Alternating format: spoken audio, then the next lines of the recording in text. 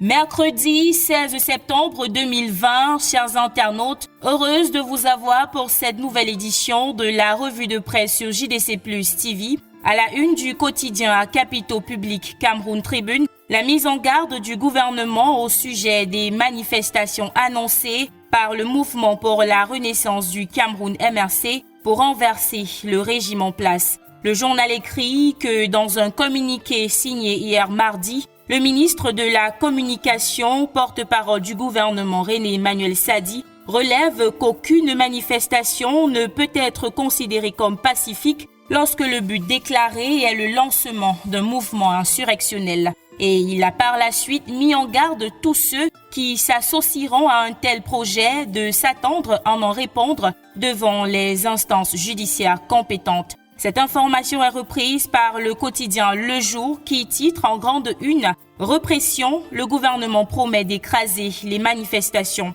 Le journal d'Aman Mana fait écho des multiples communiqués signés dans ce sens qui ne cesse de pleuvoir, entre autres celui signé par le ministre de la Communication le mardi 15 septembre 2020.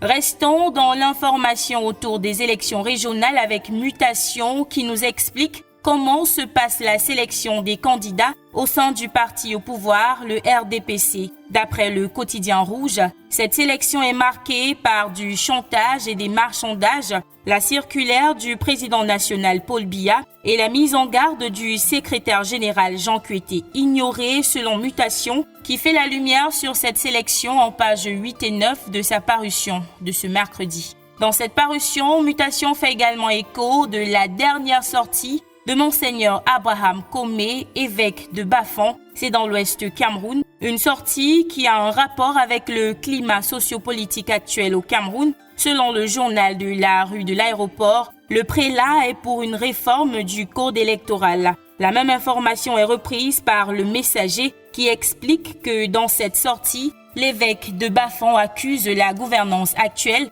d'être à l'origine de la détérioration des mentalités et exige la mise sur pied d'un code électoral consensuel pour y remédier. Retrouvez l'intégralité de cette sortie en page 3 du quotidien Le Messager, parution de ce mercredi. Et pour ressortir de cette revue de presse, Echo Matin nous dit comment les parents se font voler par l'Église catholique dans l'enseignement primaire et secondaire au Cameroun. Le journal d'Émile Fidjek écrit en grande une que depuis son arrivée, l'Église catholique a toujours eu pour principe directeur de son déploiement la prédication religieuse et le développement économique. Il poursuit que c'est le sens de son implication constante dans le domaine social, incluant la santé, mais surtout dans l'éducation, que l'Église catholique a de tout temps consenti d'importants investissements et contribué à la formation des plus grandes élites du pays. Sauf que, d'après Echo Matin, depuis bien des années, ce qui était jusque-là une œuvre sociale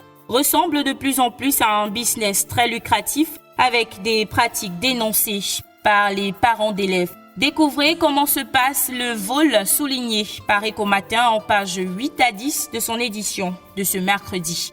Voilà qui vient mettre un terme à cette édition de la revue de presse sur JDC Plus TV. Merci d'avoir regardé. À demain.